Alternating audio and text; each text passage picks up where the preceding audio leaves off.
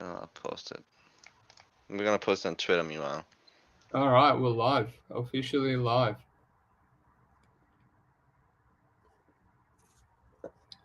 There's no one in here, but welcome everyone to the Big Brain Podcast. I think this is episode 4 now with me and Fimbul Fight Picks. Just gonna break this KSW 70 card, see if there's any value on it. Obviously, no UFC this week, so yeah, we'll get into it soon. Just wait on Fimbul to put something on Twitter.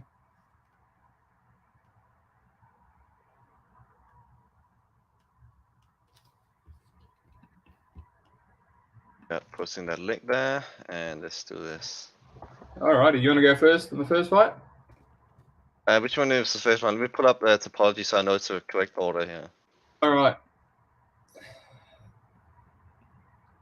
Need to turn that off. Let's do this. Okay.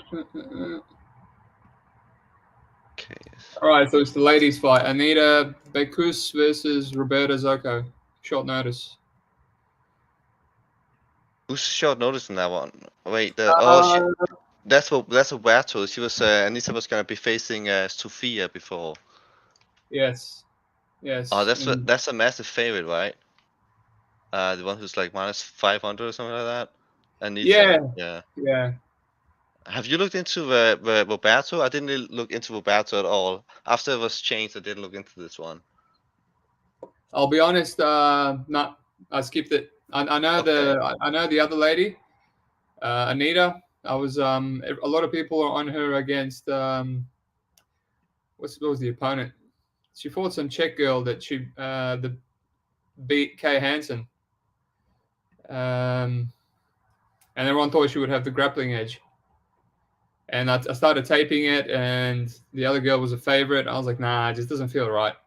So I know her from that fight, from tape. But no, I taped her opponent, and she was horrendous. And $1.20 favorite. I'm not going to play the favorite low level women's MMA, and I'm not gonna. As soon as I saw how bad the dog was, I was like, I'm not gonna waste any of my time. My time is precious these days, so I thought I'd skip this one. What about yourself? I skipped it too. As soon as there's an opponent change, I skipped it because I don't know anything about Zocco and didn't want to look into it. I figure there's probably more value on the small favorites like the plus 150, minus 150 type of guys, like your main event, right? Or like the Lucas fight, even though they're shortened a little bit now. Yeah. The girl that you beat is pretty decent. That Shortmova girl.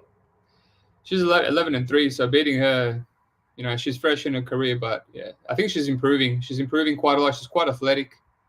So yeah, she should beat this girl. So yeah, I'll pick her, but yeah, I'm not gonna touch a $120 favorite women's MMA. So yeah, I think we can move on if you're happy with that. Yeah, I feel like it's too risky there. It's you can spend that money in a better place. I feel like. I like to think that way, like instead of thinking that we spent this one unit now, save it for another fight. Yeah, so let's just skip ahead to the next fight with Lucas versus Barrio fight, because I'm interested in that fight. Yeah, what are your thoughts? All right, so let's start with Barrio, actually, with Francisco here. So I said, that guy on Sherdog, he just posted that he's coming off, like, he's been working. He hasn't been training much, fairly light training. And it's his Catridge fight, right? At 163 pounds. So that's probably not to his advantage because he's a former featherweight. He has been at lightweight for quite a while, but he is fairly short and stocky. Like, overall, I feel like he's fairly one-dimensional. He just pretty much always tries to get the fight into the clinch and get some takedowns there, but he's just sucks at it. Like, there's 0 punches in the clinch for what I've seen. He doesn't really foot stomps. Just pretty much tries to get his underhooks, gets a body lock, just a lot of cage time. He sometimes tries to win the fight by dipping under his opponents when they're outside in the middle of the octagon, and then just land some knees in the clinch, and that's pretty much his whole game. Like, that's it. He is really weak to low kicks. He is pretty much 0 striking. I don't really feel like he can beat any sort of just fairly decent striker, he's gonna lose at that game. His body is just too short. He's short reach. Still striking. He wants to get into a clinch and grind on you. But I want to say that he is quite game. Like, I don't feel like he's a fighter who will quit. I don't feel like he's a fighter who will just give up. He's good at what he does. But he's just not that great at it though. Well, if you take a look at like a guy like Łukasz, right? He's a bit of a weird fighter to me because in some of his fights, right, he's doing well in round 1 and round 2. He has solid striking, really good heavy low kicks, and he actively uses them. But then it's like in round 3, sometimes he can just fall off a cliff, I feel like. And if he's taken down on the ground, I feel like he panics a little bit. Like he's clearly uncomfortable down there. He doesn't have much of a ground game. I feel like he's also fairly weak in the clinch. Like, he's just weak to takedowns. He doesn't seem that he's that good at defending submissions. And I feel like if you're gonna beat a guy like Łukasz, you need to really pressure him, because a lot of pressure in a short amount of time, I feel like breaks this guy. But except for that, right, he's actually a solid fighter. I feel like he likes to fight long. He likes to throw single shots and really use these low kicks. He also sometimes, I noticed, he switches stances into southpaw, but I've never seen him actually do anything when he's in southpaw, which is a bit weird. But I feel like in this fight, it's like striking wise, Barrio doesn't have anything for Łukasz here. I think this fight is going to come down to who wins the clinch fight, and can Łukasz escape the clinch enough? And when he escapes the clinch, can he land enough damage? Because Barrio can only win this fight if you can push him up against the cage, maintain it there, get the takedowns. I'm not really sure he can do that, because this is Łukaš's fight, because now it's a catch weight, 163 pounds. That should be his fight, because he's taller, he got the reach. He really should win this fight. But I was hesitating playing him at minus 200, and now he's like minus 250, even closing to minus 300. That's not really tempting for me. I was actually almost thinking I would bet Barrio here, but I can't bet him here. There's too many red flags. So probably Łukasz should take this fight probably fairly easily now, with Barrio coming off such short notice, and he hasn't even been training. Also, he's a bit like flabby. He has some flabby fat on his stomach, so he's clearly not in that good shape. But Łukasz is just not that exciting to me. But I do think that Łukasz wins this, probably by decision. Probably looks fairly easy even. But yeah, how do you see this fight? Yeah, it's interesting that you say he hasn't been training. This is Barrio's second catchweight. He's already had another one in KSW, which he lost against. I'll just whip it up. Yeah. Against Mateusz Lagierski, I think that's how you pronounce it. I mean, he took him down twice, and then he had his back taken both times in the first and the second round. And then the third round, I would say he got the third round. I wasn't really listening to the score lines at the end, but he literally just held him against the cage. So this is very underwhelming, man. Apparently he's got a Greco-Roman background, but it's just so underwhelming. He doesn't have any control. He struggles to actually get takedowns. His next win that I thankfully to you, I actually found that fight against Capera that he won a decision. That was the most underwhelming decision win I've ever seen in my life. That was literally just cage clinching. That's how he won. And we've seen people lose. We've seen fighters lose fights like that in the UFC. You know, hold against the cage with minimum damage, no takedowns, and then they get outstruck in space and they lose because it's damage over stalling these days, right? We see it all the time. We've seen MVP go to a split decision, and he literally did nothing apart from have his back against the cage and land a couple of jabs in a couple of rounds. So he's very underwhelming. He likes the guillotine, but other than that, his jiu-jitsu is not very impressive. It's mostly just a grinder. He's a bit gritty. He seems durable. It's funny that you say about that not training. The first fight I watched on YouTube a few years ago, because I was like, I know this is like 5 years ago, but I'll watch it because there might be a lack of tape. He was just fat, man. He just had a massive gut. And I was like, oh, this must be his opponent that he beat in round 1. And it was him. I was like, Jesus, how is this guy? I hope this is the only fight that he looks like this. Maybe this was 5 years ago. He was fighting up a weight class. And even in his proper weight class, like you said, he just seems a bit chubby. And that person that mentioned that he hasn't been training on Sherdog, that guy's Croatian. I had a chat to him before. And this guy's a bit of a character. He's Argentinian, Barrio, but he's like a patriotic Croatian person. He's got a Croatian crest on his back, and he comes into full Croatian music. I'm Serbian, so I can understand it. So he's one of those characters. So he's full adopted the country of Croatia. He might train there. So I obviously trust that guy from Sherdog because he lives there. That he might not be training. I mean, it's a catch weight, so I believe there's even more reason to believe that he hasn't been training. And against Copera, he was just getting outlanded. Even though he won the decision, he was getting absolutely outlanded in space in round 3. Just he's gritty. He comes forward. He throws hooks. He throws uppercuts, and he just closes the distance and clinches up. That's his game, right? And someone like Łukasz, man, he's very explosive. Mixes it up. Dangerous kickboxer. I assume that's why his line's always juiced, because the bookies love explosive strikers, kickboxers. He's got a lot of knockouts. He's very underrated. He's got decent takedown defense, more or less. He gets taken down a lot, but against the cage he's all right, and his get-ups are not bad. But man, he's cracked a lot of good fighters. I'll whip it up now. He cracked Mads Burnell in Cage Warriors with the first uppercut he landed. And then Mads tried to take him down against the cage, and he stuffed the first takedown. And then he was trying to knock out Burnell, and then Burnell got him with a double leg. And he defended the first head series, which that's Mads' go-to. He goes for Japanese neckties and darces. He's got like 3 or 4 of them in his career minimum. Łukasz defended that, and then he ended up giving up his back, and he got submitted against Parnasse, who's their featherweight champion right now. He had a really close 3-round striking fight.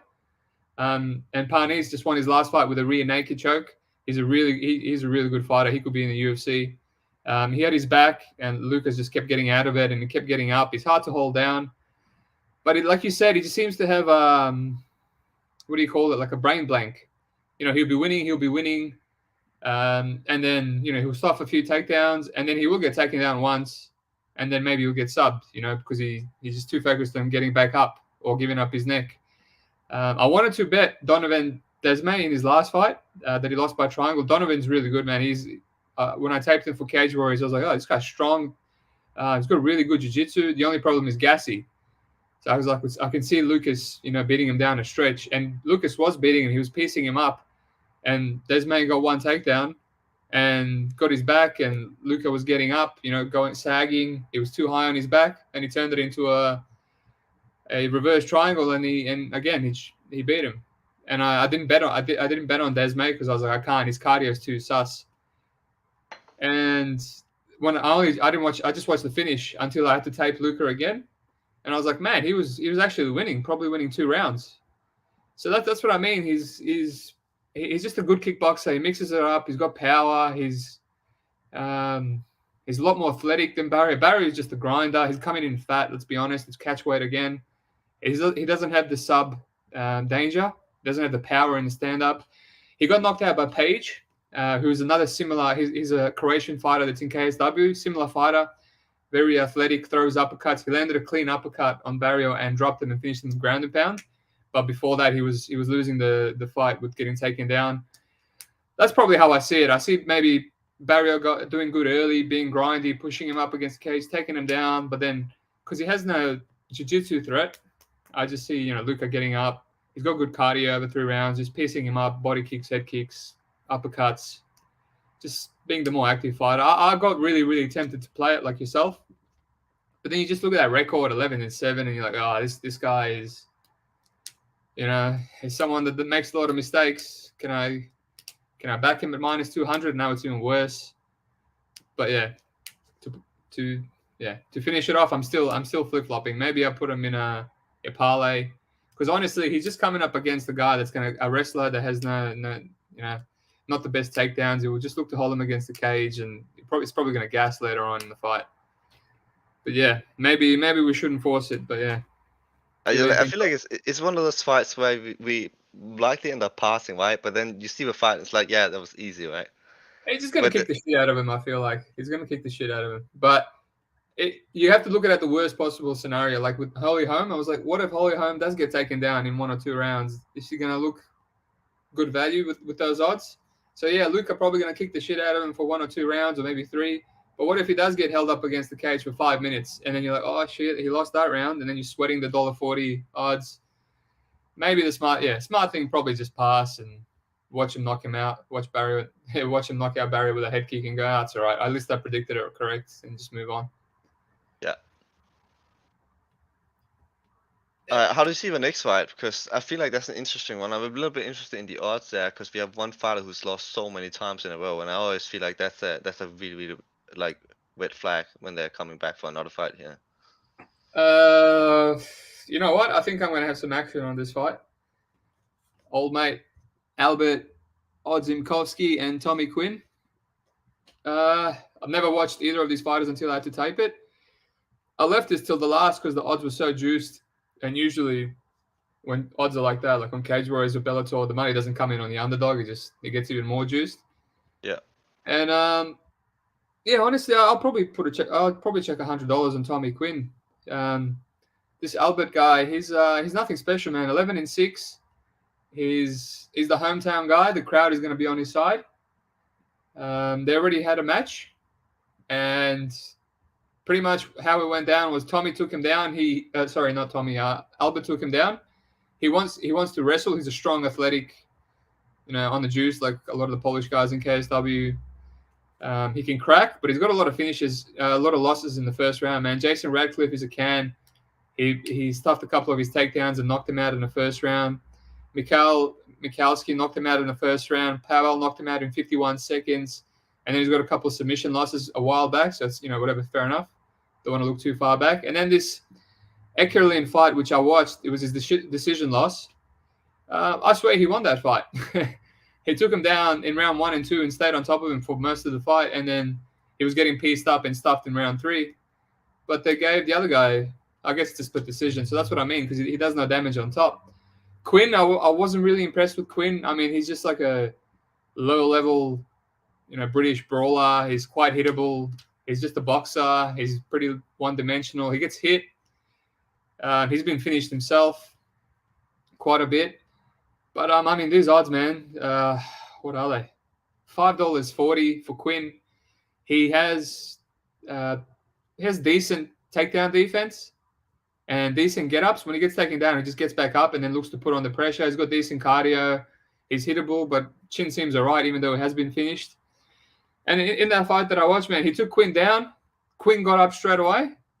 And then Albert landed an illegal knee, and that's why it was a no contest. But, I mean, all I needed to see there was if Quinn gets taken down, he's going to get up. And then they might have a 3-round brawl. Albert's going to slow down. I mean, $5.60, low level. The other guy is low level. I don't know why he's $1.15 favorite. I just don't understand that. He's on a 3-fight losing streak. All 3 guys are bad, like really bad. And 2 of them finished him in the first round. So I have a theory, and we talked off tape about this. Local Polish guys get steamed by people in Poland because they released the odds early over there. So they just put money on him like crazy. And this guy's a hometown guy. Yeah. $100 or 0.1 unit for fun. I'm throwing it away, or maybe I'm not. Who knows? I think another thing is like because of the fight that just had that ended so quickly. I feel like people are just betting it again because back then I see he was minus 400, and in such a short fight when there's only been like 2 minutes and 21 seconds, you really haven't seen all too much. Like so much can happen. This is MMA. Anything can happen, and I feel like now he's just an even bigger favorite just because of that. And like you said, people are betting the Polish guy here just because it's KSW.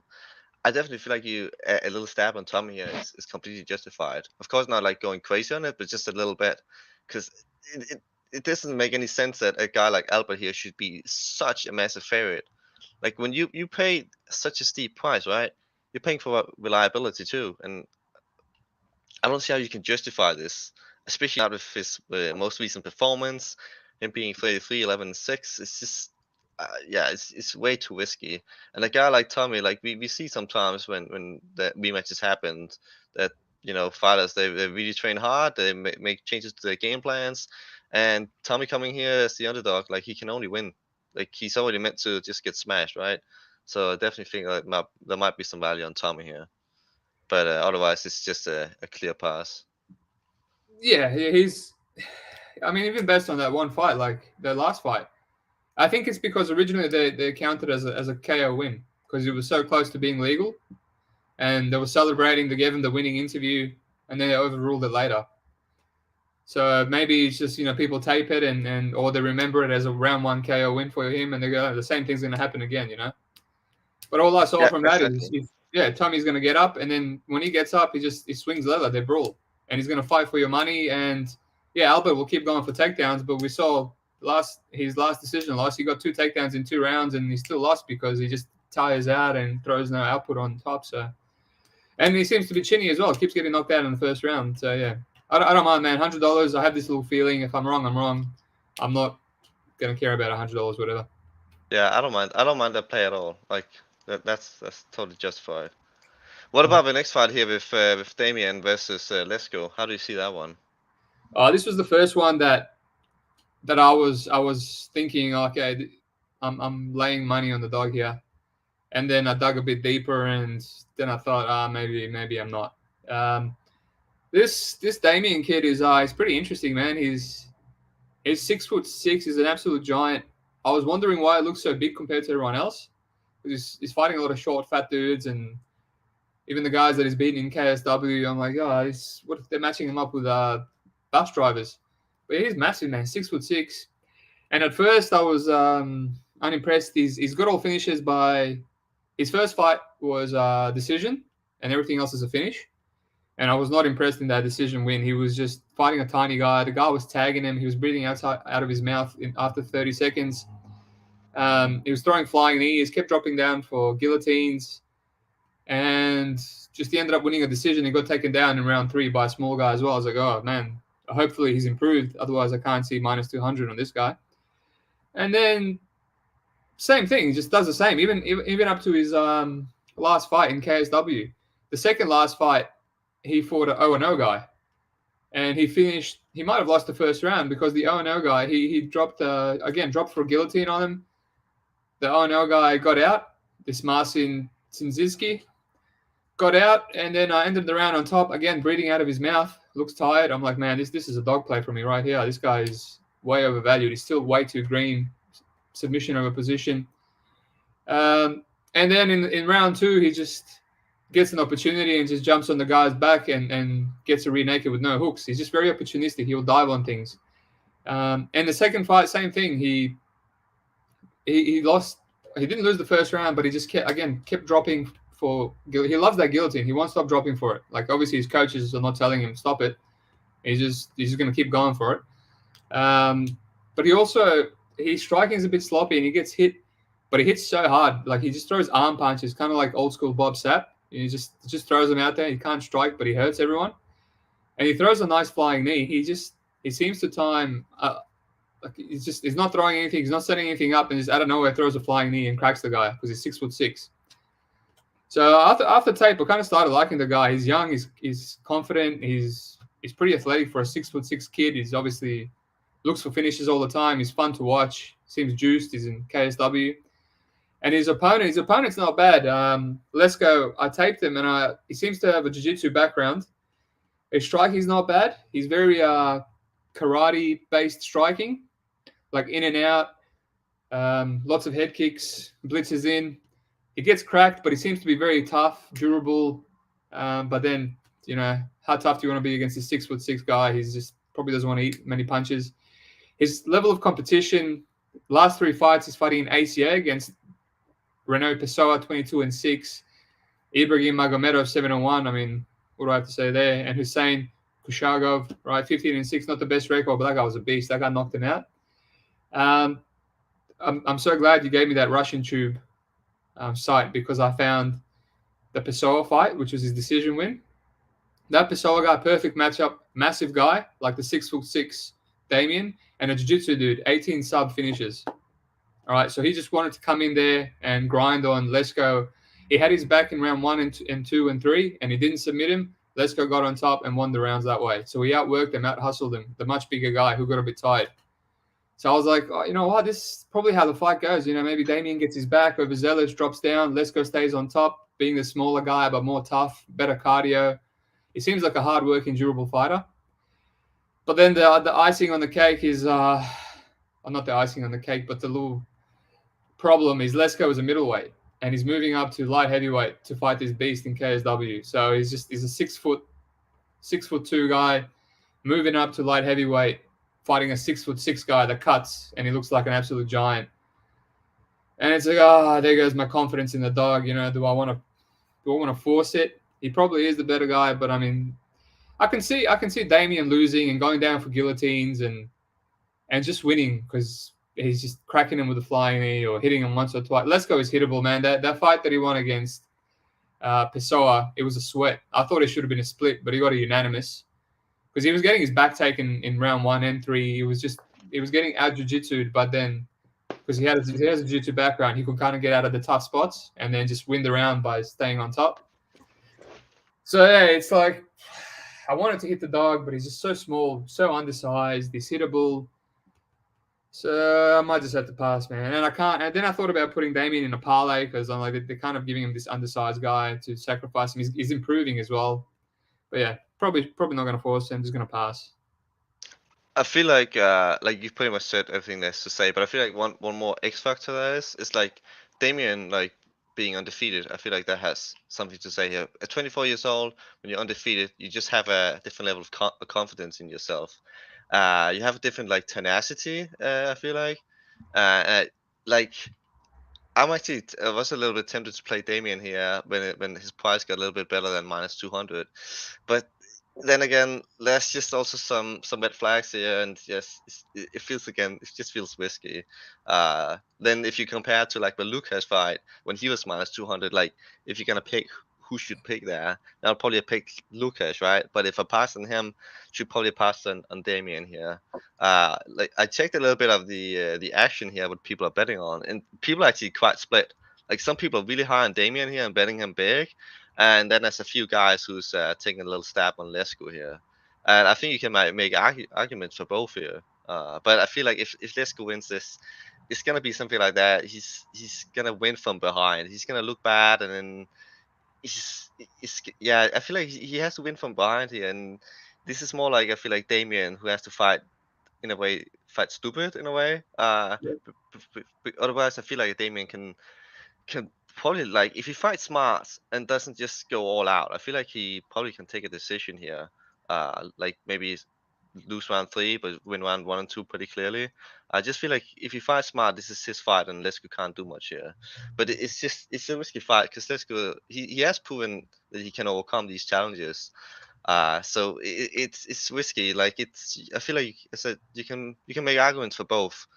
But I feel like maybe passing is the smarter thing again. Sometimes the smarter thing is really just to pass, even if you've done a lot of tape and a lot of fights here. But yeah, I'm leaning pass. I can't play Leśko here as a dog because I feel like he has to come from behind. Damian is tempting for me, but if I pass Łukasz, I feel like I should probably pass here too. Yeah. Like you said, he wins if he fights. He wins clearly if he fights smart, but he never fights smart, and it's probably got to do with that thing that he's undefeated. So yeah, it's he's not going to change it until he finally loses. Like a lot of undefeated young fighters, he's never going to stop dropping for those guillotines until it costs him a 3-round decision. And yeah, if exactly. if he is going to lose, it will be like that. He will lose 2 out of 3 rounds because he goes for positions, and then Leśko just sits on top, just like how he beat that Pessoa guy. But it's just like it's one of those volatile fights. It's like he gets hurt a lot, and yeah, Damian could finish him. I reckon if you're going to play, maybe Damian finish, probably going to be plus money. It's going to go for a sub or a KO, or Leśko's going to win a decision. I don't see him finishing.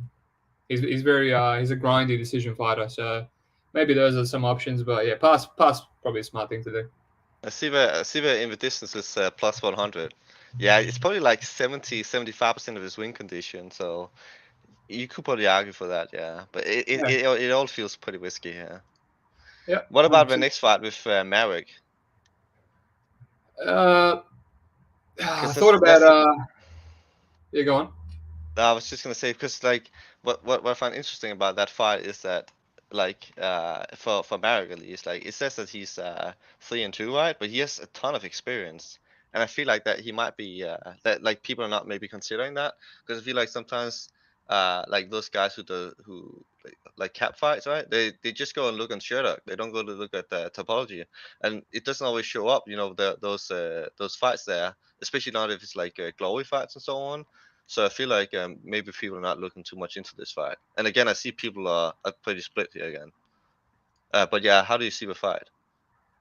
Yeah, so Marek does have a lot of experience, but that all these exhibition fights that are not counted on his record, they're in some weird organization where it's Vitor, where it's literally like blood sport. It's you got a ring in the middle, and then there's not a ring. It's just a stage, and then you fall out if you go to the edge. And he's got a few KO wins by pushing his opponent out twice, and then if you go out 2 or 3 times by backing up, you win the fight. And he's been knocked out like that too by falling out of the ring twice. And the ring is so small. I'm watching. It's bare knuckle as well. And I'm watching the fights, and he literally lost the fight by getting pieced up, and he's shelling up, and he's backing up, and the guy's like blitzing him, and then he just falls over out of the thing. And then the refs like come back in, and then the guy's blitzing him, and he just goes back until he falls out again, which is obviously on purpose. He can stand his ground, but he's kind of quitting in there, and it's like, oh man, what is this? What am I watching here? It's just like sumo wrestling, but instead of pushing, they're just like pressuring and punching the other guy out of the ring, and then they win by KO. It's just weird got organization. But yeah, I watched their first fight. This was Izuagbe Ugonoh. I have to pronounce every name because I've got a reputation with pronouncing names. I have to uphold it. He's a heavyweight boxer. He's a mammoth, man. He's huge. He's got like 84 inches of reach. Let me just double check that.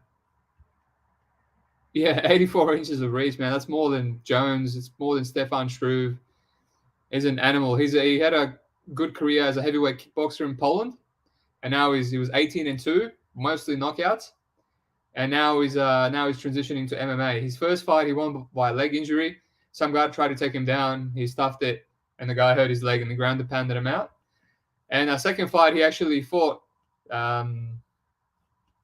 He fought Marek. So this is a rematch. They're rematching again, and Marek tried to take him down instantly, and Ugonoh stuffed it. He's got really good takedown defense for a boxer. Stuffed it multiple times. He's really good with underhooks. And then he reversed it, hurt him, and then he spent the whole round ground and pounding him. The ref was about to stop it, pounding him, hurting him. They get up. He hurts him again. And then he jumps into almost gets triangled, and the round finishes, probably a 10-8. And then round 2, he's just standing. He's standing up against the cage. He's not even going in the middle. And Marek runs at him, takes him down, and just goes into mount and finishes him. So he's just checked out. He absolutely quit when he couldn't finish him. And I watched the KSW countdown, and Ugonoh said he had something wrong. He did a test with the doctors, and he had something wrong with his lungs that he shouldn't have even fought, and he didn't know until after the fight. I mean, he's got like 5-round, 10-round decisions in boxing before. It's hard to know if he's a quitter or anything like that, but I don't know. I guess you can believe him because that was bad. He gave up. He just stood against the fence, waited for the guy to come at him, take him down, and just quit. But other than that, he's massive favorite, even though he lost that last fight. Obviously, I kind of agree with it. Marek is not that good. He's 3-2. His last fight was against Kita. Kita's not that great, man. He's 40 years old. He ran through him in 3 minutes. Same thing, took him down and pounded him out. Pretty much what Ugo was going to do to him. So it's like on another day, Ugo does the same thing to him like that. He KOs him in the first round. If he doesn't blow his wad or picks his shots, there's no rematch. So I can understand it. I thought about chucking Ugo in some parlays. I was like, I can't. 1-on-1 boxer. I just saw an absolute quit job from him. Probably the best thing here, I might get some props on Unibet. Probably the best here, the under 1.5. Either someone's going to get knocked out. When Ugo's on the feet, he's always live for a KO. Or Marek takes him down again and knocks him out on the ground. I guess you can go over if they're both cautious, but yeah, that's probably the best play. Or if you're going to play Ugo, play him by KO. He's a boxer, he's got a lot of KOs. So yeah, it's my breakdown. I feel like about playing the under 1.5, I just want to say about that. You know, like sometimes when we have these rematches, right? People come out a lot more conservative. I remember betting Cormier versus Miocic, right? And then first Cormier finished Miocic, Miocic finished Cormier in the second fight, and then the third fight I took the I think doesn't go to decision because like surely one of them is gonna get the finish, right? And then they both fought too cautiously. So I feel like in this one, I mean, Marek here, he probably want to do the same thing, right? But you might see his opponent here play it a lot safer, and then just time ticking away, and then one of the fighters might start realize that they're losing the scorecards, and then maybe they finally let their hands go, right? So the under 1.5 is probably again it probably should hit, but I feel like it could be a trap line this one. But yeah, I feel like if you're gonna play this fight, probably pops is a good way to play it, because I feel like these weird rematches, they can be really hard to handicap because it's so different from fight to fight with these ones. Yeah. I mean, I'm in the countdown. Marek said he doesn't want to finish this time. He wants to drag it out and make old mate suffer and make him tired and go to a decision. But it's like, it's all well and good to say that, but when you got a 6'5", 84-inch heavyweight boxer like pressuring you with jabs and bombs, yeah, that's what you want. You want it to go to a decision, but what if the opponent starts to pressure you? Like, it's a different story. He's going to be shooting for takedowns straight away, and he's going to be in close, and yeah. But I mean, if I was going to play, I think the under 1.5 is safer. It's got the exact same odds as the favorite, and it covers, if he flakes again and gets knocked out himself. But yeah, it's a bit of a pass fight, probably. Let's be honest. Yeah. Let's move to the next fight. That's the Wilnis versus Radosław fight. I'm putting all these names though, but as long as people know who we're helping talking about, let me start with that one. So like with Radosław here, right? What I noticed from him right away was that he has pretty decent low kicks, and he has a really good right body kick, and I also feel like he was pretty good at anticipating takedown attempts, and overall I feel like he also has a pretty good right hand. The one fight, I think this was versus Lek. When he was anticipating takedowns there, though, his opponent was really like short and compact, fairly slow. I feel like he was like telegraphing his takedowns pretty much. It was easy to avoid. So probably even though he looked pretty okay at anticipating these takedowns, he probably looked better than he should have done. And in round 3, yeah, what's interesting, even though he got the decision win in that fight, what I found interesting is that like he got taken down by a double leg, but he seemed to like he was not really aware of what was happening. And then when he was taken down, his opponent got full mount, starts landing on the punches, gets into the high mount, right? And Radosław was just in complete survival mode. Like if that fight had lasted like a minute or two longer, you probably have to stop the fight. So he wins the decision. I feel like he lost the fight in that sense, because he would have lost it. It was gone longer, right? And I feel it's a really, really bad look for him. It's something you need to watch a fight, otherwise you're not going to see this. Like if you just Viki cap, you're not going to notice this kind of stuff here. And I feel like again, this could maybe have this might have affected the line, this one. So I mean, he started out being a fairly huge favorite, about minus 250 or so, I think it was, maybe even bigger. But yeah, around minus 250. And we had Wilnis as a pretty big dog, and people have been betting him because he seems to be a fairly good kickboxer, good high guard, fairly defensive, and I can definitely see why people are betting him. Like we also talked about, outside fighters coming in, and there might be some value on them. I think if you got Wilnis at plus 150, you might have a good bet here. Betting him now around plus 115, plus 120, it's a little bit tempting, but I feel again it's a little bit risky because I feel if you bet him now, it might just like all the value might have been sucked out of him now, and it's just one of those spots where I feel like you saw plus 150, you want to bet it, then you missed the train there. So are you forcing a bet now, Vilnius? Because I can definitely see Vilnius losing this one. I don't feel like Radosław is bad or anything like that, but I do feel like he has shown like some moments of weakness where I feel like Vilnius might be able to exploit this if he fights smart. I feel like he could go for some takedowns here. He probably won't. Probably just will be a stand up sort of kickboxing kind of fight, and he can definitely win that. Maybe you can even cap Wilnis as a very slight favorite, or just around pick him odds.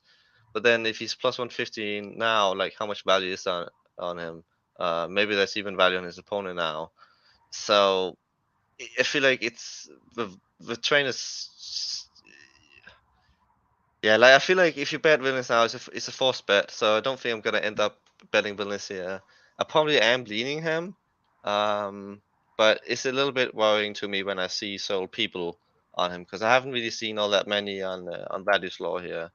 The only ones I've seen on him seems to be like fairly square betters. So maybe have one of those spots where we have some sharps. But most sharps who played Vilnius here, they seem to have gotten him at this plus 150, plus 180 price.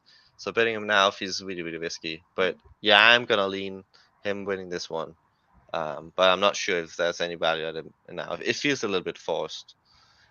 How do you see this fight? This is the most interesting fight for me on the card. It might be the best fight too if we get a kickboxing fight. I don't know. I played it. I played this. I'm annoyed that I missed the better line on Vilnius. Because Radosław was an even bigger favorite, and I think that's the reason I spent so much time on this fight is because I just wanted to see why the line was so in favor of Radosław. Because I was like, okay, there's got to be something I'm missing here. And it took me like 3 days to find both their decision. They're obviously both kickboxers. Radosław is more of like a Muay Thai striker. He's aggressive. He's got the knees and the elbows. Whereas Wilnis is a typical Dutch kickboxer. Forward pressure, high guard, leg kicks, rips the body, rips the legs, takes it on the high guard, looks to counter, and just drain your pressure. Now Wilnis has beat Pereira and Izzy Adesanya in Glory. He's a former Glory champion, and he's getting massive. Well, not massive anymore, but he's a big underdog to Radosław, who I can't even find his full kickboxing record online. So this guy must be a phenom, to be a favorite over old mate Wilnis. And I was like, there's got to be something in those MMA fights. So I ended up paying for Wilnis's 3-round decision. I found Radosław's ACA decision win, and the one that you mentioned against the 1-3 opponent that looked like he was a can. And you mentioned he got taken down and mounted at the end of round 3, which I thought was super worrying. And he was getting pounded and saved by the bell. So you can say maybe he lost that round. But in round 1, he got dropped by a spinning back fist against his opponent. So I was like, how did he win this? He won that fight, and he won it by unanimous decision. So he could have lost that fight to a 1-3 bad opponent who was much shorter than him. And maybe that was his first pro fight. Maybe some nerves transitioning from kickboxing to MMA. I see Wilnis in Wilnis's decision win. He was also very low output. Fights the same still. Comes forward, high guard. He was very low volume against a 20-year-old kid. The kid actually seemed much better than Radosław's 1-3 opponent. He was tall. He was athletic. Robin Black was commentating. Man, that guy's commentating on every small promotion. Everything I tape, Robin Black's there somehow. Whether it's Netherlands or Canada or Brazil, everyone seems to be paying for his services. But anyway, they were hyping up that 20-year-old kid, and Wilnis started off slow, pressured, and was just leg kicking and eating shots on the gloves. But again, he doesn't have the big kickbox K1 gloves anymore, Glory. So it might be a bit of a risky tactic against Radosław, who to me seems to hit harder. And I agree. I can see Wilnis losing. I can see him pressuring, being low output. Even in Glory, he used to start slow and build as the fight goes on, and then he would throw more, and the leg kicks and the body shots would add on. But I could see him. I mean, after that first fight, Radosław has 2 knockouts in his next MMA fights. He was circling around the octagon. He would wait for his shot. He would land one big bomb and he would finish. As opposed in the first fight where it was just a mess. He got dropped early. He seemed to gas, and he was just kicking from the outside, and also wasn't too dominant. And then he ended up getting taken down in the third. So I can potentially see this. I mean, most likely seeing this as a kickboxing fight between two kickboxers. I haven't seen either of these guys go for a takedown in 5 fights combined. If anything, Wilnis has really good takedown defense. I was impressed by that. In his first fight, he stuffed a takedown. He got taken down, got up against the cage, and then he landed a really nice trip, a Muay Thai trip, sweep. And then in the second fight, there was a 3-round decision. His opponent just started shooting for his life when the leg kicks and, body kicks started to add up, and Wilnis stopped every single one of them. He seems to have strong hips. So, I mean, again, I don't think anyone's going to be going for takedowns, but at least Wilnis has got that anti-wrestling game plan down. And yeah, I mean, even now, there could be value on Wilnis. He's a proven ex-world champion kickboxer. He only retired 3 years ago in 2019. He's 32. He's not a washed kickboxer going into MMA to earn some money. He's still in his prime. 32 he hasn't been knocked out a million times. I mean, Pereira knocked him out in the rematch, but he didn't knock him out in the first fight, even though he pressures with his high guard. He seems durable, seems to have a good chin. Radosław seemed to have gassed a lot worse in that 3-round fight than him. Yes, it's in KSW. The judges are probably going to go towards the Polish hometown fighter. But, I mean, from my experience, only just starting to tape and bet on KSW recently, the judges seem pretty accurate, man. They seem to be, even in close fights, they seem to value the right things, and they look at significant strikes. And I haven't seen many robberies, especially to the hometown fighter. So, I mean, even at minus 200, why is Radosław value? Is he a better kickboxer than Wilnis? I mean, I only found a couple of his kickboxing fights online, and I don't know his opponents. Right, they're not Muay Thai guys. They're not Thailand guys. They're Westerners. Whereas I watched Wilnis's kickboxing fights, and I watched them against Adesanya. I watched them against Pereira. I watched his last loss was Donovan Vise, who's a really good kickboxer, the future of glory, and he just lost. So I was like, you got one really, really proven kickboxer, 2-0 in MMA, against another seems to be more aggressive, more volume kickboxer, and one is a minus 200 favorite, and the other one it was a much bigger favorite before the sharp money came in on him. And I'm still trying to figure out why. Well, what am I missing here? And I mean, I've seen Radosław dropped. I've seen him mounted. My only negative thing with Vissel is he's a bit low output, and he's not really putting stamps on his MMA fights so far against 0-0 opponents. But hey, if we got a 3-round close technical kickboxing fight, should be closer to pick him, shouldn't it? Right? Who gets the edge? The ex-Glory kickboxing champion, or some Polish dude I can't even find his record online. Yeah, it does seem to be one of those lines that's just affected because it's just a Polish guy, right? So he gets to be the favorite. Has to be, man. Has to be. Yeah. Probably still some value on Vilnius, but it just sucks to missing that plus 150 a better line on Vilnius, because I definitely think it was value on that one. Like, all things considered, with all these question marks, unknowns, all this, I think with those question marks, it's been totally fair to make a bet there. Probably still okay to bet now, just not that tempting. I think so, man. I think it's what you told me. What's it called? The affirmation or confirmation bias? Confirmation bias, yeah. Yeah, you miss. I was the same. I wanted to bet him initially blindly without the decision fight, and then when I found it, I'm like, that's all I needed to see. And then the line dropped by like 20 cents. And I was like, and you know what? I still think this could be pick'em, so I just still played it. So just depends how you line it. Yeah, like I think actually in this one, it's the anchorship bias that's a play. Cause that's it. Sorry, I mixed it up. One way to actually combat that one, right? I realized that was back with Damon Jackson versus Kamala Kirk, I think it was, right? I think Damon Jackson, he was plus 130 when he opened, or like when the line spread, and I was like, damn, I missed that line, right? And then so he's like minus 110, like pick him, and I was like, I don't want to play that because I missed the plus 130 line, so I'm just gonna skip this fight. But I think the way to combat it, right? That's what I realized, is that we should imagine that line is the opener. So if I had imagined that minus 110 Jackson, that's the opener, hell yeah, I'll play that. So if we imagine now Vilnius plus 115, that's the opener. No one has gotten better odds than that. Would we play that? Yeah, it's a lot more tempting. I think that's a way to combat the anchorship bias. Because otherwise, what if he was like plus 300? Totally skipped it now, right? That's just how it is. So yeah, probably still some value on him. But yeah, let's move to the next fight here with Ivan versus Rafał. Do you have a good read on this fight? You feel? I wouldn't say a good read, man. It just he seems I couldn't find too much tape on Rafał. I think I found enough. It's going to be a striking fight.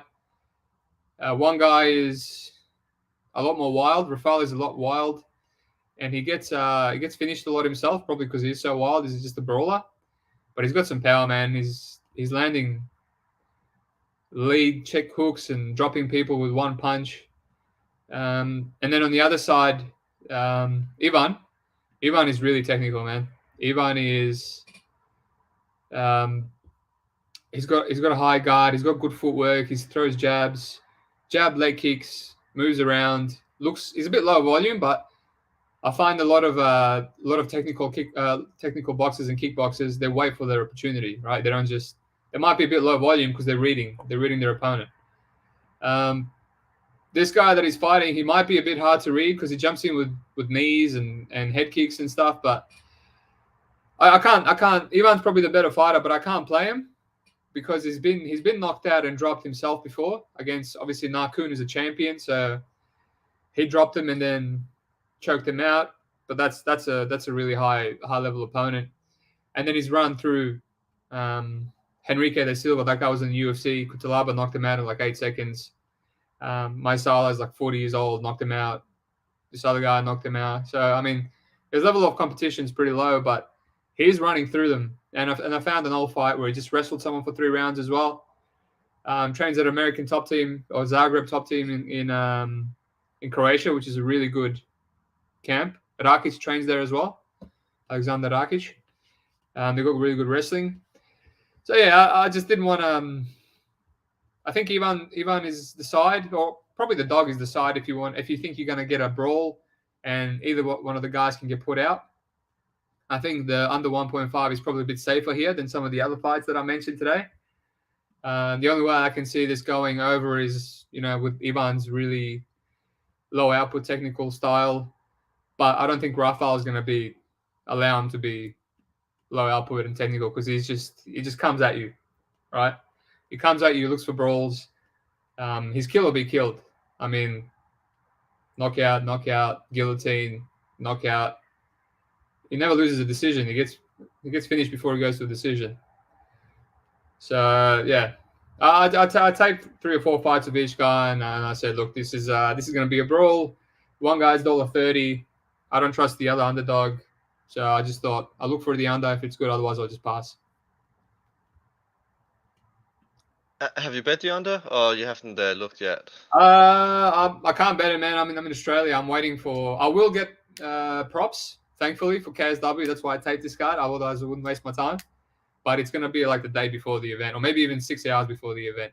If the odds are still good, if they're better than -200, or maybe if they're -200 on the dot, yeah, I'll play it. I'll play half a unit for fun. I'm not going to put a whole unit on KSW, but especially considering I hate over-unders. But man, these KSW over-unders hit. They're just a bunch of juicy boys, and I think they get some backroom bonuses for finishes.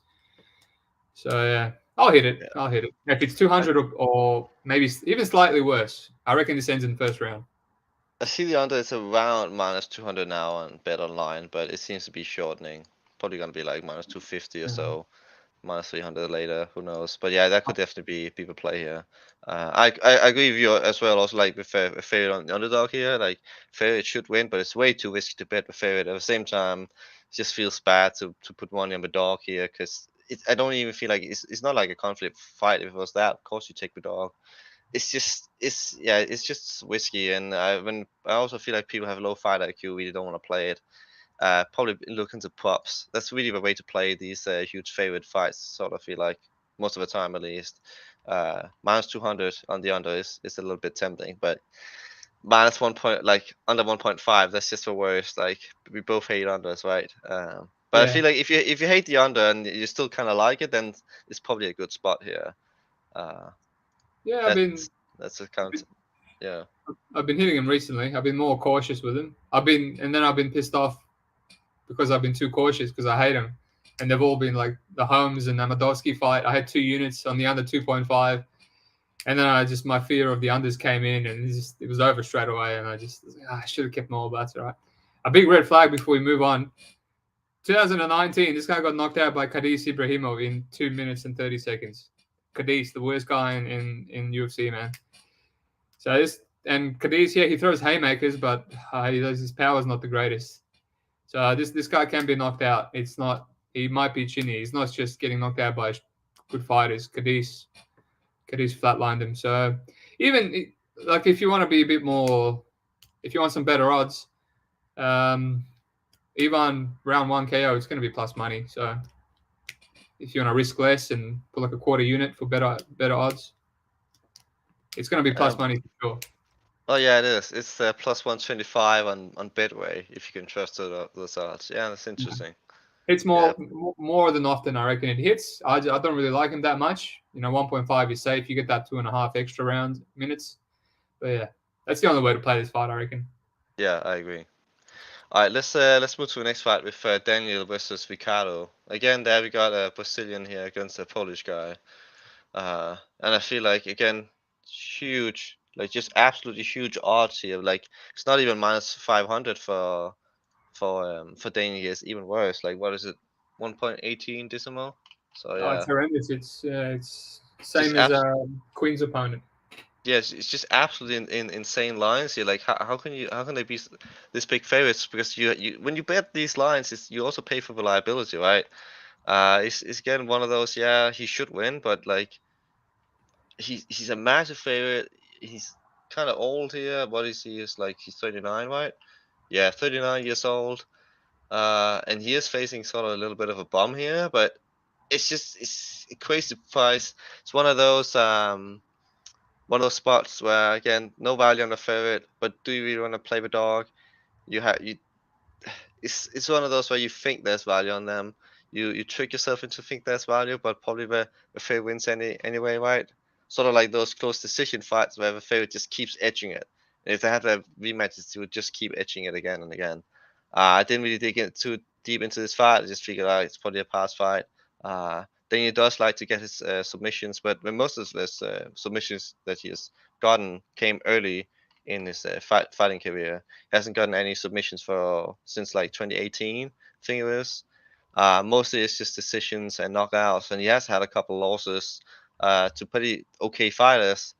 While Ricardo here is just not that good. One of those typical fighters that had a lot of wins, and then they face some okay competition, and then they start losing. But I mean, he has had a knockout. Kita. He was 42 years old. He is 42 years old now. So I mean, he might have some confidence. It's definitely dog or pass to look into the props here. But for me, it's just a pass fight. It's just crazy to me that a guy like Daniel can be this old, be this sloppy, and then he's still a minus 500. I mean, even if he does deserve to be a big favorite, like let's say minus 250, but where's a minus 500? Definitely has to be some of that Polish guy, people betting him just because they think he's luck or something like that. I think. But yeah, for me, it's a pass fight. But of course, I'm gonna pick Daniel here to win. But betting him is just insane at these odds. Yeah, I can. I'm definitely more confident in Daniel than Albert against Quinn in these same odds because Ricardo is just really bad, man. He's a bum. He's an absolute bum. He's 12-3, but his record is so padded. And even against those, he used to be a soccer player. He used to play for Chelsea FC as a third choice goalkeeper.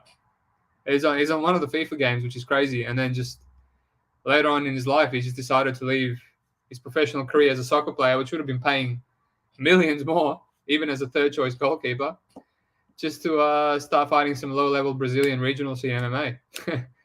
But anyway, yeah, he's huge. I thought about playing Kita in that fight, man, but he was $1.30 or $1.35 favorite, and I was like, 42 years old, and Kita, if you give him a bum, Kita will run through him, right? He will KO him in the first round, but he gasses. And I remember watching this simultaneously as the London card, the UFC at like 5 a.m. in Australia. Just that I didn't bet anything. I just bet the main event. But I ordered it and I just wanted to watch it. And Keita was killing him, man. He took him down. He was pummeling him. It was like a 10-8, 10-7 for 5 minutes. And then round 2, Prasel just Homer Simpsoned him, took him down and mounted him and just won by, it's the worst kind of bet to lose. You bet on the guy that should run through him. He doesn't run through him, and then he gasses and he loses. That's the only way I see him beating Daniel. And I think Daniel is a lot more reliable. He's almost 40, but he's regularly going 3 rounds. He doesn't have the horrendous gas tank like Keita. I mean, he's lost his last 2, but look who he's fighting. He's in ACA. He's fighting this Russian dude that's 15-3. I watched that fight, and I watched the Adam Bogataro fight. They were both just wrestling him, but he was stuffing their takedowns. He was taking them down. Also, Daniel's been submitted once in 37, 38 fights. And he likes to take people down and use his own jiu-jitsu sometimes. I just think, he's old, but he should have plenty in the tank to beat someone like Ricardo. He's, obviously there's no way you can play him. I'm not advocating $1.17 favorite, just like I wouldn't advocate Keita as well. We see what happens when you do that in low-level MMA. But, I mean, he went back in the day, man. Daniel won 3 rounds with Olenek, and it was wrestling with him, and he was surviving his submission attempts. He was grinding on him. He was outstriking him. Daniel is just a very durable, gritty vet, and he still has it in him to beat high level of competition. Like, I mean, he's 1, 2, 3, almost 1, 2, 3, 4, 5, 6, almost 10 fights in ACA against tough Russian competition. All right, so he's still got it, man. He can still, you give him a can, he'll knock him out. He's probably going to knock out Ricardo. Ricardo's only way to win is just Homer Simpson it. Maybe the under's the spot again, but I can see. But if anything, Ricardo is very durable, very, very durable, and we've seen that in his last fight as well. He took a beating from Ante Delia as well, and he was taking a beating from Dontel Mays in Contender Series, and I think he just got hit. He got hit with a clean shot and got knocked out, but he's very durable. So I can see maybe Daniel beating him up, clinching him, staying on top, ground and pounding him, and he just dominating for 3 rounds. But I don't think there's any value there. I wouldn't hit the under in this scenario. I would just pass. Pass is the perfect thing to do. I agree. The right play here is to pass, I think. Yeah. Yeah. All right, let's go to the main event here. That's definitely the most interesting fight for me. Usually, it's often not the main event that's the most interesting fight for me, but in this case, it definitely is. I definitely see some potential value here. Do you want to go first with this one? Yeah, I'll go. This was the first fight I taped. Obviously, didn't know anything about either fight until I taped it. It's Marius, man. I remember when I was a kid and he started to fight, and I thought it was going to be 2 fights and just do freak show fights and retire, but he's still going. So it's good on him, and he seems to be getting better. It's hard to get a read on. Some fights he's gassing out and he's getting knocked out and he's really sloppy early, and then other fights he's got enough cardio to grind out opponents for 3 rounds. He's 45 years old, but he used to be a super heavyweight, obviously a strong man. But now he's cut a lot of muscle. He said he's taking his career seriously. It's not about the money. He wants to get as many wins as possible, which I respect. He's nearing retirement. This could be his last fight, he said. I was actually going to retape this fight because once I was done, I thought dog or pass, and I might actually hit the dog. And now the odds have gotten even in more of a favor of the dog. So I was honestly contemplating going deeper before getting on the podcast, but I didn't get time. I was just opening my videos before we jumped live. And KSW just put another fight for free, so I'm going to rewatch that with Jay Silva. It's 3 rounds, so you maybe get a better idea of his cardio. The opponent he's fighting is quite good. Materla, he's the next champ. He knocks out a lot of fighters. He's knocked out Polhares. He's knocked out Kendall Grove. He's submitted fighters. The problem is he's moving up from middleweight.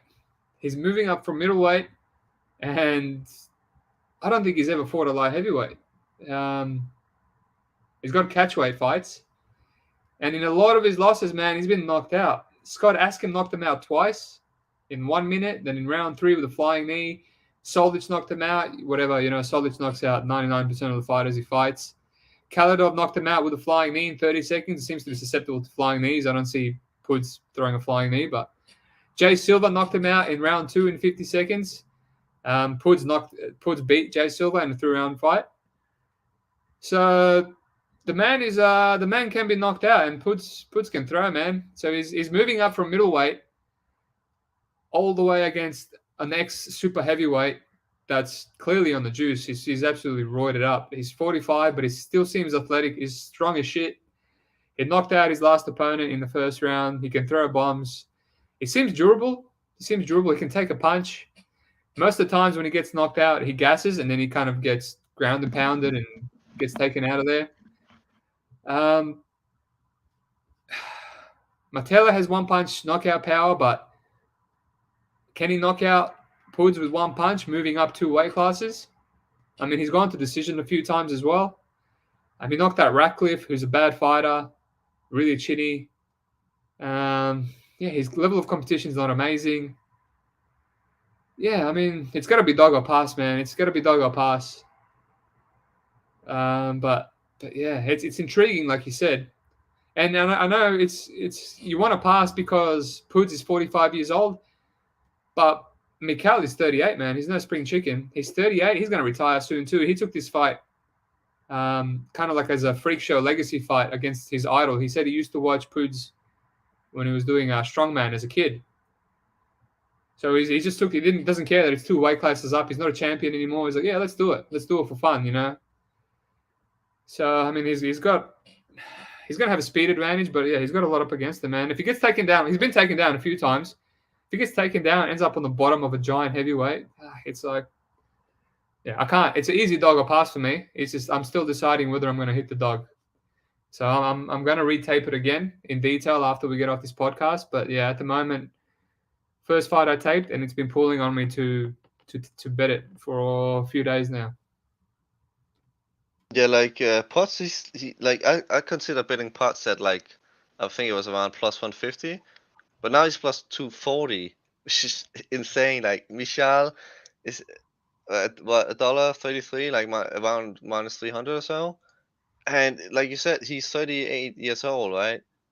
He just turned 38, and yeah, Potts is 45, but 38 to 45 is not that big of a difference, really. One thing I will say about the Potts fight, you said that they just threw up the silver fight. That's live now. That's around, I think, 5 years ago or so. Yes, in October 22, 2017. I feel like if you want to look at cardio, probably can do that, but I feel like cardio from 5 years ago is a bit hard to look at. But I mean, then again, cardio doesn't really improve; it only really gets worse for most fighters, right? But yeah, this fight was also the first I researched, and I was looking to maybe hit the dog, the opportunity the favorite. But I was going to research Potts first because I figure I'm probably gonna like the favorite here, probably gonna want to bet him.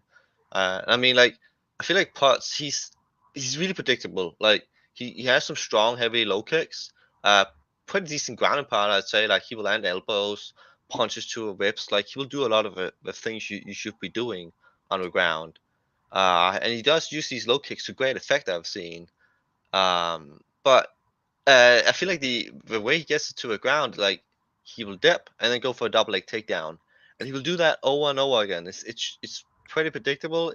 Like he just often level changes, and then that's the only way he can get people down. Even if it's it's telegraphed, right? But I feel like that could work against Michal here, because I don't feel like Michal has the best takedown defense. And like you said, also Potts, he's doable. Like yeah, he can get cracked, and I feel like he has had a few freak show fights against fighters who had 0 fights or 1 fight or so. Just really really odd fights where he was just slug it out with them. Like he will get hit himself. Like he's not invincible, and his defense is bad there.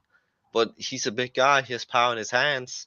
Michal, he could get hurt, but his most likely win condition here is to just do the obvious. I mean, I'm not even sure if Michal is going to be super prepared for it, even though like he should be ready for it, right? But he should just do what he always does, like go for that double leg takedown and hope he can get on top of him.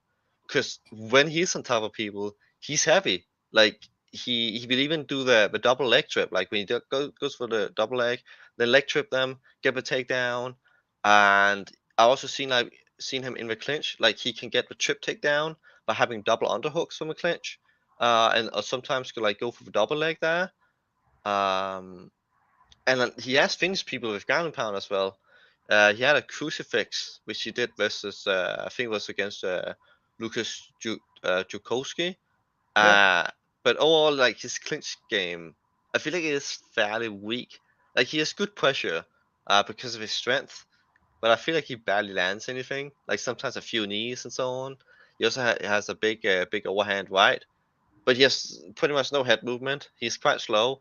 He is 45 years old, right? So, I mean, I can see why Michal is the favorite here.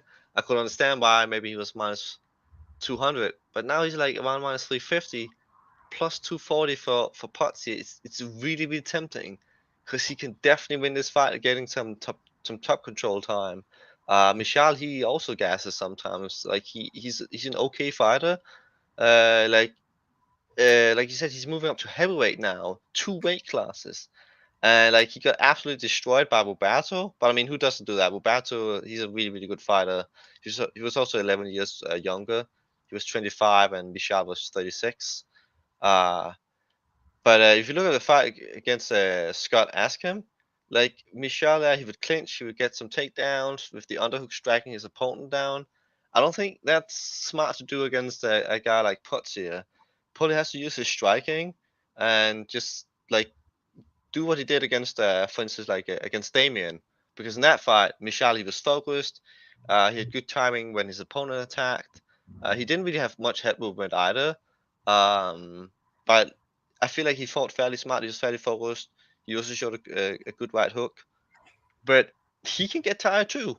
Uh, so he probably has a slight cardio edge. He's a bit younger, but at minus 300 against Potts, who has a clear win condition with this double leg, which I think he can get some top control time and ground and pound, he can win this fight.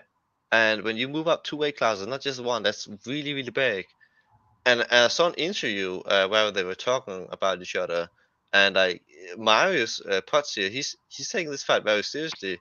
Like he said, you can come get it. So he definitely believes in himself. I feel like. And I feel like Michel might like maybe he's underestimating Potts a little bit. Like he feel like, oh, he should win this fight, even though if it's his idol he's fighting.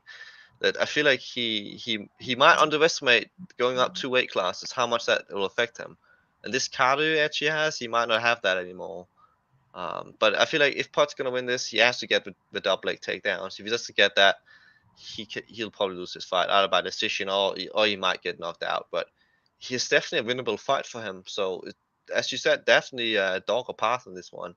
But again, like a lot of the other fights, do you really want to bet the dog here? Because obvious red flags, and how often do we want to bet a 45-year old, right? So it's tricky. It's tricky. Might be value on the dog, but is it really a dog you want to play? Because like if he does what he should do, and if Michel fights in a stupid way and doesn't really defend the takedowns, isn't too worried about it, then like Michel could make this fight look around pick him, or where he should be a big favorite even.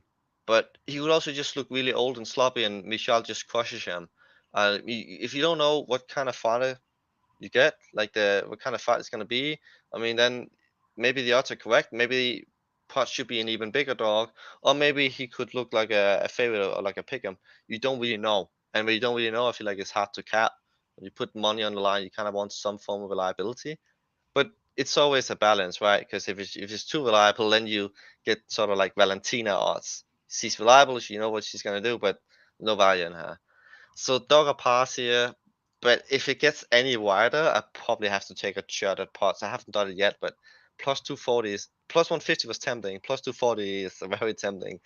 If it gets to like plus 300, yeah, I probably have to take a very small stab here. But I do see people are just smashing like Michal here, and I don't think they have looked into this fight too much if they're betting like that. This is just my opinion about that. But yeah, dog or pass. Probably some value on pots plus 240. It just seems really wide. But 45 years old, big red flag. So again, I feel like the consensus for this fight card is on most fights. It's like we're looking at maybe unders. Wouldn't do that for this fight, or we're looking just passes. And for me, it's just pretty much a pass card. Maybe except the Wilnis fight or this one. Just dog or pass this entire fight card. I feel like is probably the correct move here.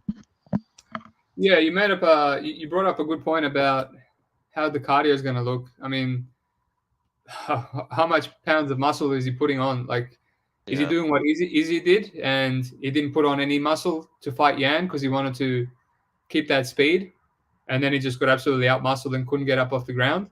Or is he putting on muscle to compete, and then he's going to lose his cardio and he's going to be a lot more sluggish? And it's just you don't know how he's going to look. I mean, weigh-ins will be good. We'll see how much what the difference will be in the weight. I mean, it's going to be at least 50 pounds. His topology here, it says 184. Obviously, he cuts down to 184 to middleweight. But let's say he's 200, and Puds cuts down to 265. I mean, it's whichever way you look at it, it's minimum 40 pounds. It's minimum 40 pounds. I doubt he cuts a lot of weight at 38 years old. Let's be honest. He's a fast guy. So he's just, you can't. I mean, I understand people. I mean, I don't understand people playing him because I don't see any reason to play him, but I understand where they're coming from.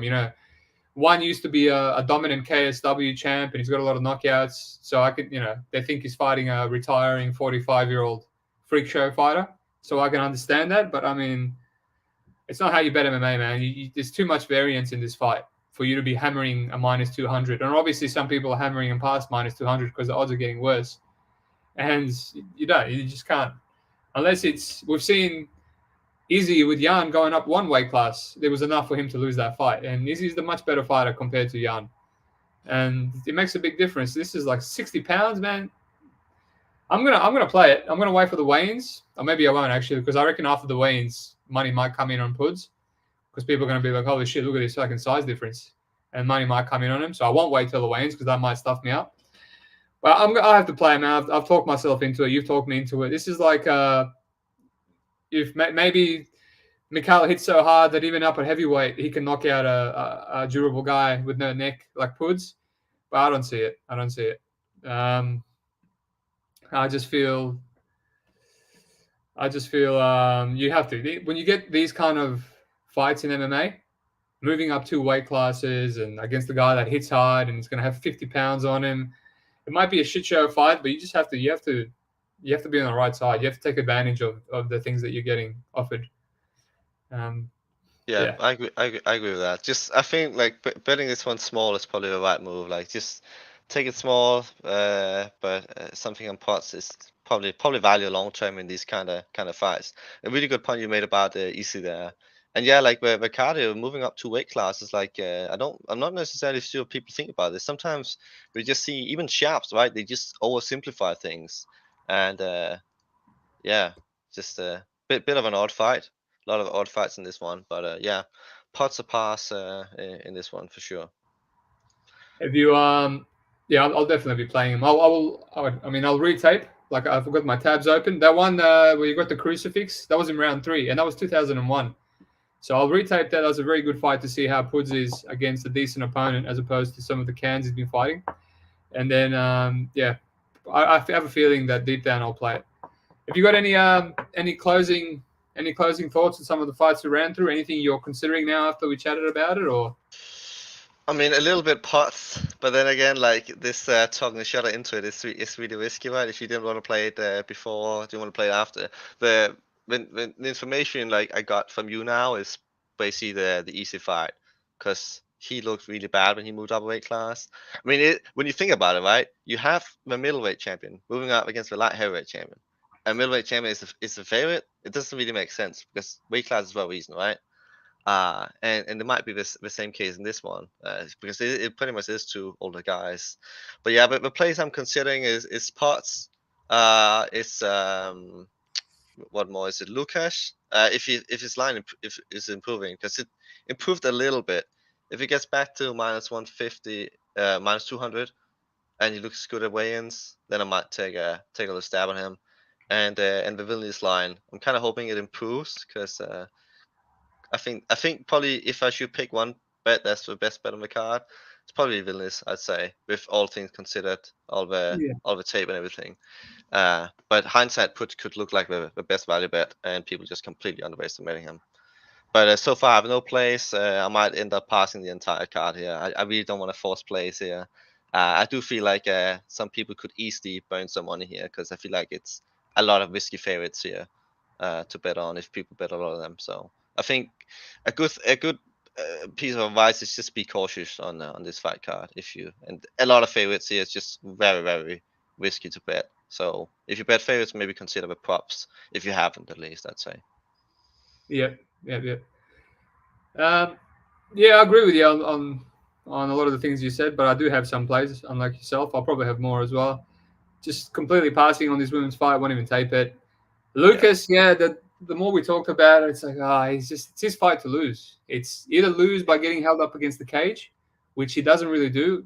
He's good at stuffing it against the cage, or just piece him up for 3 rounds and maybe even knock him out. Barrio has been knocked out by a similar fighter before. I'm definitely hitting Quinn. $100, 0.1 unit. I will not lose sleep over it.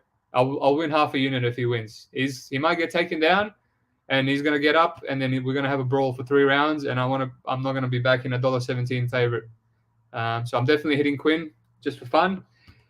Going to have to pass on Damian. It's if you're going between, should I hit Damian or should I hit this dog? Then you should be passing, right? Because I'm keep changing my mind on both sides. I'll probably pass on this rematch. I thought about the boxer as a parlay piece. Maybe if I parlay Lucas with someone, it'll be with him. More often than not, he runs through this guy in the first round like he should have in the first match. I do have Wilnis. That's my first proper play. I got quarter unit. Now, after I talked with you, it's like, should I maybe have half a unit? I reckon, maybe puts. But I reckon this is the fight that could be, holy shit, how much value was on this fight, Wilnis comes out, knocks him out. Wilnis comes out, wins a dominant 3-round kickboxing fight because he's the much better credentialed kickboxer. We could see that being the insane value fight. So at the moment, I have a quarter unit. I'll probably just leave it at that, man. I don't want to risk too much money on this fight, on this card, like you said. The Ivan fight, I'll wait for the under. It's probably going to be 6 hours before the card opens up for me. The Daniel fight pass. And, I'll probably be on Puds with you, man. You have to. I'll retape it after this, but, you have to. And it'll be a good freak show fight to watch while having some money on it, too. Yeah, and the line is only improving so far. Like, it hasn't dipped at all. It's really crazy. So it might even improve more. But I will see at weigh-ins. Maybe it's going to shorten a set when we see the size difference there. We'll see. Yep. All right. So I don't know if there's anything for next week. I haven't actually looked, but if there is anything there, we should take a look there. I know there's also Cage Warriors this week. I haven't actually looked at that at all, but when I just looked over it briefly, there was nothing really that caught me like before pre-research. So just focus on this one. But yeah. But it says, have you looked into Cage Warriors at all? Yeah, I've taped the whole card. The one coming up soon, straight away, and then I taped the main event of the Saturday card. I pretty much I played a quarter unit on Blanc. It's probably Blanc because he's French. He's a massive underdog against Pigla Riccio, the Italian dude, whatever. That's probably the first name I butchered. He's just a lot more aggressive. He's a bit sloppy. He's got 2 triangle wins off his back. And the massive favorite Italian kid, he's very patient, he's very cautious, but he gets taken down a lot. And he just seems very green. He's 7-2, but he's fought a lot of cans. And now he's fighting an aggressive French guy that's going to force the ground game, force the takedowns. I just thought the odds were insanely wide. It's 2 young kids going at it, and one's aggressive and got all the finishing upside.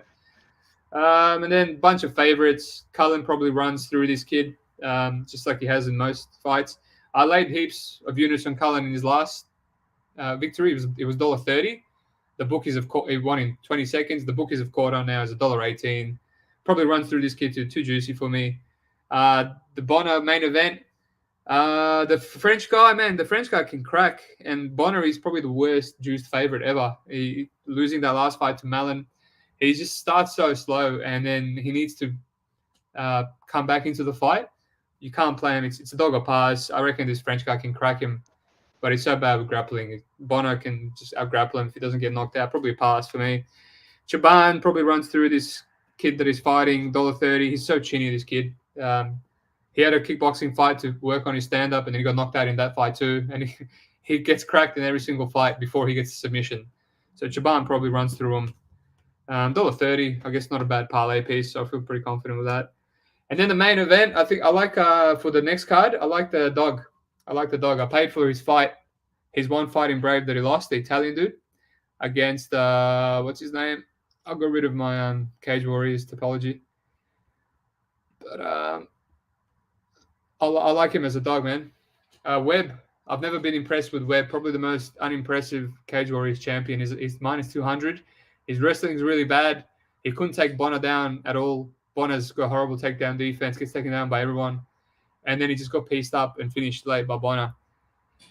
This Italian / Albanian guy, he's got a really good guillotine. He's strong. He's athletic. In his only loss, he got in Brave, he got wrestle fucked by a really good South African wrestler. But there's levels, man. Webb has really bad wrestling. He kind of just grinds on you, grabs you, and looks to trip you, and people can stand up, and then he just trips them again. Doesn't actually have good control. Just kind of holds on until you break down from being grinded on and worn out. But yeah, I reckon, minus 200. Yeah, big dog or pass there. But and I haven't taped the rest of the card, the second one. All right. But it's slim pickings. It's slim pickings on Cage Warriors, let's be honest. Yeah. Yeah, I don't think there's nothing next week for me anyway in terms of odds. PFL will be in 2 weeks or so.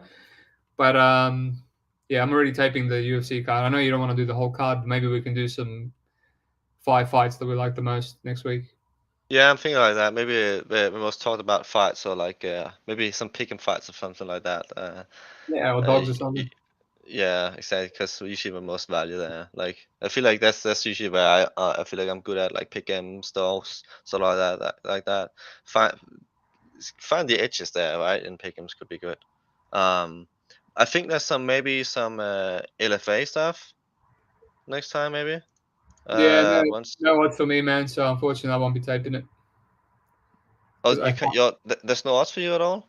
No, not in Australia. I can't bet it, so it's a bit counterproductive. Okay. It sucks because it seems like there's a lot of value in LFA every week. Yeah, okay, I see. All right, well, if there comes anything, we'll post it, and maybe some firefights of the UFC might pay bet that.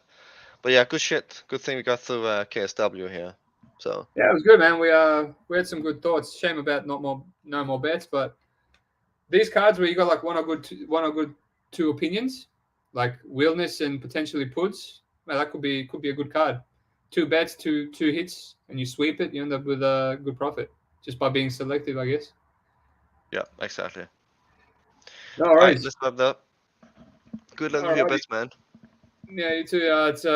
It went way too long, so I won't be going training, but that's all right. Worth it. All right. Talk to you later, man. Bye. Have a good one, bro. See ya.